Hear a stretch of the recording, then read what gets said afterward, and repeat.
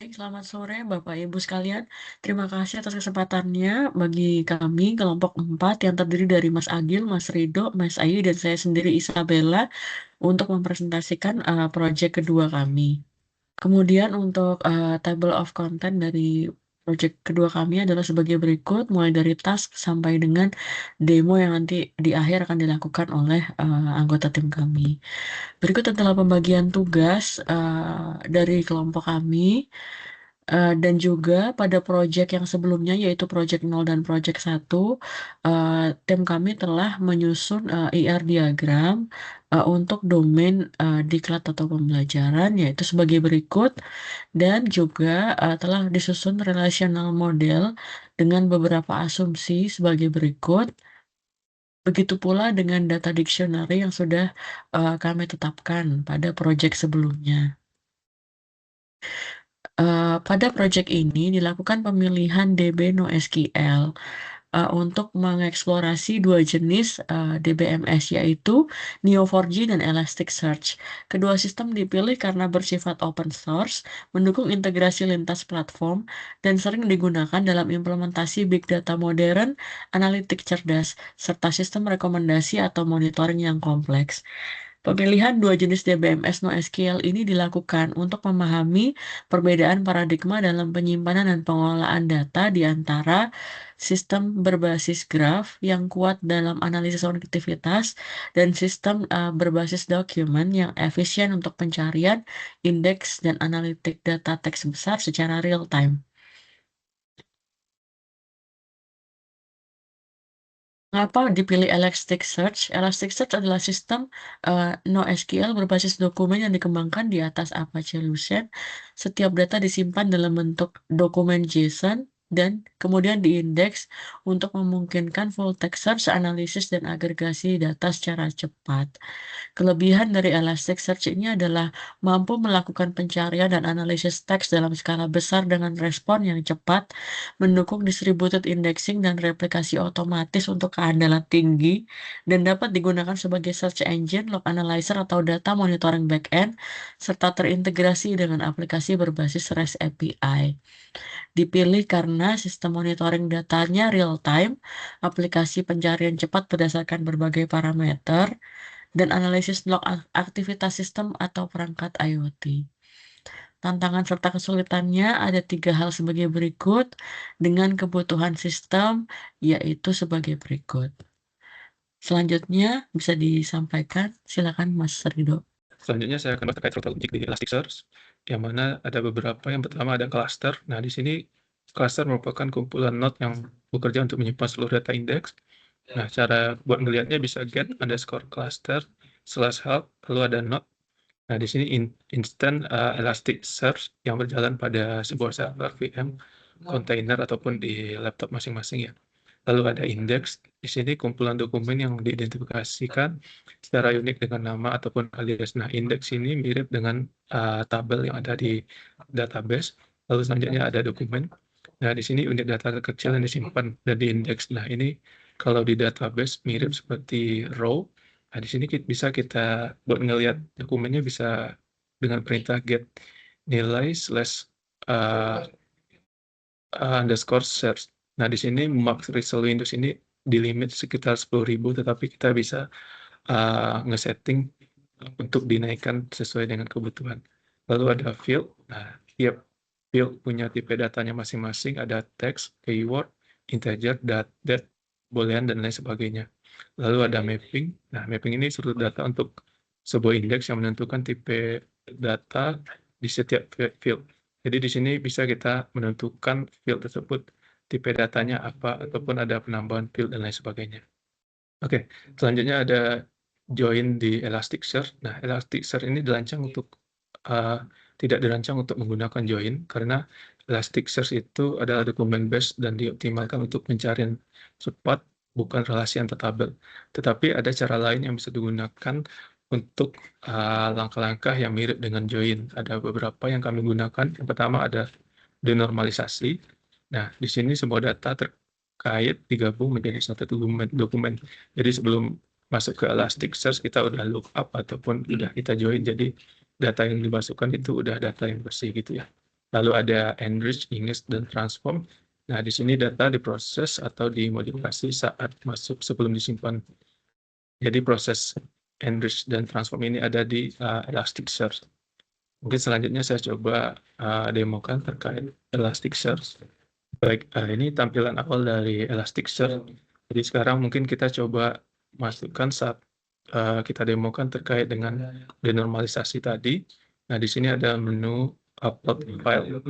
Jadi di sini bisa kita tambahkan misalkan ini nama indeksnya, misalkan daftar peserta diklat gitu ya. Nah, di sini bisa kita upload filenya.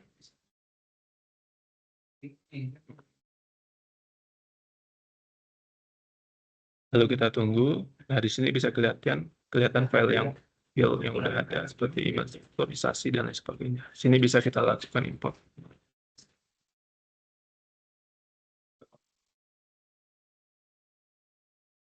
Kita tunggu sampai proses import selesai. Oke, di sini datanya udah kita import. Kita bisa ngelihat di indeks. Sini bisa kita search data peserta diklat tadi. Nah, di sini ada mappingannya. Nah, di sini ada tabel field ataupun kolom ya. Misalkan email struktur, tipenya keyword, lalu ada tanggal, tipenya date gitu ya.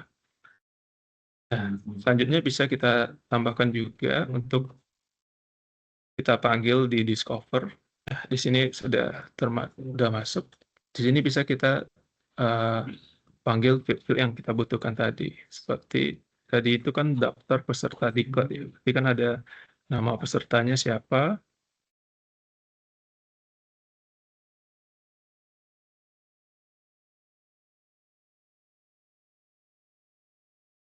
Nah, lebih kurang seperti ini, nama kelas diklat, nama peserta, ataupun kita mau nambahkan yang lain seperti email instrukturnya siapa, lalu instansinya, lalu ada nama materi yang sedang jalanin apa, lalu tanggal mulai, dan tanggal selesai.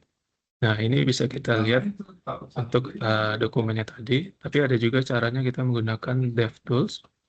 Nah, di sini bisa kita panggil, misalkan kita mau hitung query-nya berapa lama gitu ya. Nah, di sini bisa kita get, lalu daftar underscore peserta diklat gitu ya. Lalu search. Nah, ini bisa kita execute. Nah, di sini datanya masih terbatas beberapa ya. Bisa kita lihat di sini ada nama email instrukturnya siapa, nama kelas diklatnya siapa, nama pesertanya siapa gitu ya.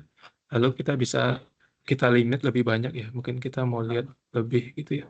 Di sini bisa kita size. Kan di sini 1000 gitu ya, atau 1000 dulu kita tes. Nah, sini datanya lebih banyak. Nah, di sini saat kita jalan query, di sini ada time-nya, ada sekitar 306 milisecond atau 0,3 mungkin ya. Nah, itu terkait dengan query dengan menggunakan denormalisasi tadi. Ya, baik. Selanjutnya saya akan menjelaskan terkait dengan Neo4j itu sendiri, yaitu database pilihan kedua. Kenapa kami memilih Neo4j? Karena Neo4j adalah sebuah sistem manajemen basis NoSQL yang menyimpan data dalam bentuk graph atau disebut graph-based NoSQL database, yaitu terdiri dari node, yaitu sebuah entitas, relationship, hubungan antar entitas, dan juga properti, atribut dari node, atau juga relationship-nya. Neo4j menggunakan bahasa Shaper Query Language atau SQL yang memudahkan pengguna menulis query dengan sintak SQL namun untuk hubungan antar node. Kelebihan dari Neo4j adalah satu, mampu mengeksekusi query kompleks antar relasi dengan waktu yang sangat efisien, kemudian mendukung transisi exit sehingga menjamin konsistensi data, tersedia antar muka visual, Neo4j Browser dan Neo4j Blue untuk eksplorasi relasi data secara interaktif. Kemudian data integrasikan dengan Python, Java, dan berbagai platform analitik lainnya. Lalu kenapa kami memilih Neo4j? Karena Neo4j sangat cocok untuk sistem yang memerlukan analisis pola hubungan. Biasanya untuk terkait use case digunakan pada contohnya topologi jaringan listrik, yaitu gardu, hubungan trafo, meter, dan pelanggan. Kemudian deteksi anomali dalam jaringan atau koneksi perangkat IoT. Lalu ada analisis hubungan antar komponen dalam sistem energi. Tantangan dan kesulitannya yaitu desain model graf harus matang agar performa tetap optimal. Kemudian query traversal yang berlapis atau multi-hop bisa menjadi berat jika struktur grafis sangat besar. Lalu skalabilitas horizontal lebih kompleks dibanding sistem berbasis kolom. Kemudian untuk menjalankan sistem Neo4j ini ada namanya Neo4j desktop atau server, kemudian dibutuhkan Java Runtime Environment, RAM minimal 4 GB dan juga port yang aktif yaitu 7474 HTTP dan 7687 baud protokol secara default yang sudah terinstall. Kemudian secara instalasi kami menggunakan Docker, lalu sesuai dengan konfigurasi di layar, alamat Neo4j sendiri bisa dipanggil melalui localhost dengan port 7474. Kemudian tampilan GUI-nya nanti bisa dipanggil juga melalui alamat Neo4j localhost port 7687. Kurang lebih terlampir bagaimana editor dan juga tampilan grafnya. Selanjutnya secara struktur logik, yaitu Neo4j itu memiliki kurang lebih 4 hal yang harus dipahami, yaitu ada node, relationship properties, di mana node itu mewakili entitas, contohnya sesuai terlampir, cara membuatnya, kemudian juga relationship itu artinya menghubungkan dua node, artinya memberikan konteks, yaitu juga arah dan juga tipe hubungannya. Kemudian serta berisi atributnya, misalkan tanggal pembelian kalau dicontoh di sini dan bagaimana membuatnya itu sesuai dengan layar. Kemudian juga ada properties, yaitu menjelaskan setiap node dan relationship dapat memiliki pasangan key value sebagai atribut detail. Contohnya adanya huruf atau buka kurung awal. Contoh di sini pada node person. Dan juga sesuai dengan lampir, bagaimana contoh membuat constraint. Kemudian language yang digunakan ada Zipper language, bahasa query untuk membuat mencari manipulasi struktur graf secara logis. Untuk kemudian saya mau menjelaskan terkait dengan skema struktur datanya itu dari use case kami, yaitu sebelumnya mungkin menggunakan entitas, secara IR kami mentranslasikan menjadi sebuah graf model sesuai dengan layar dan artinya ada di tabel sebelah kanan untuk mendefinisikannya. Baik, untuk selanjutnya kami akan melakukan demo di mana berikut selanjutnya saya akan mendemokan seperti apa Neo4j setelah dilakukan instalasi tadi yang sudah dijelaskan oleh Mas Agil. Ini merupakan tampilan awal dari Neo4j desktop, di mana Neo4j desktop ini bisa terhubung secara remote ke server Neo4j yang sudah di-create melalui Docker. Berikut untuk koneksinya di sini merupakan koneksi untuk terhubung ke Neo4j desktop. Kemudian di sini ada dua tampilan. Yang pertama adalah view untuk melihat query dan hasilnya, dan ada view untuk melihat hubungan antar node-nya. Nah, yang pertama ada di sisi query-nya. Di sini merupakan view atau tampilan untuk mengeksekusi query, di mana sebenarnya hampir mirip dengan SQL, cuma di sini yang membedakan adalah dari sisi struktur bahasanya sedikit gitu ya, yang tadinya kemudian di tampilan yang kedua ada explore, jadi melihat bagaimana hubungan antar tiap node dan relasinya, di mana tadi dari diagram IR yang kita buat terkait pusdiklat itu kita coba translasikan menjadi graf model, lalu dari graf model ini hubungkan tiap relasi dari setiap node-nya. Nah, ini merupakan contoh Zipper query language untuk melihat data yang ada di admin diklat. Kemudian ini merupakan query atau C per query language CQL untuk melihat rata-rata nilai setiap kelas, rata-rata evaluasi dan total peserta di setiap kelas. Kita coba dieksekusi. Ini untuk mengeksekusi ini di sini juga terdapat waktu untuk mengeksekusi menghasilkan data seperti yang tertera di layar seperti ini. Kemudian ini beberapa contoh untuk melihat jumlah peserta di setiap kelas. Nah, ini bisa kita lihat selanjutnya hubungan antar node-nya yang tadi direpresentasikan ke dalam suatu graf model. Ya, baik.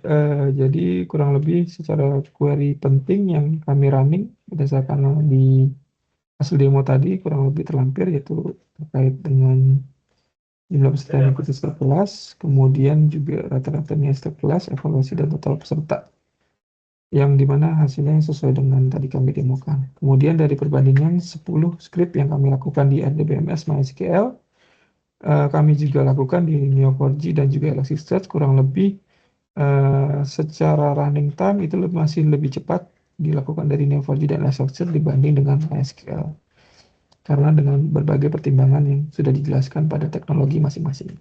Mungkin demikian dari penjelasan dari kelompok 4 atas penggunaan NeoSQL, Neo4j dan juga Elasticsearch kami sampaikan. Terima kasih.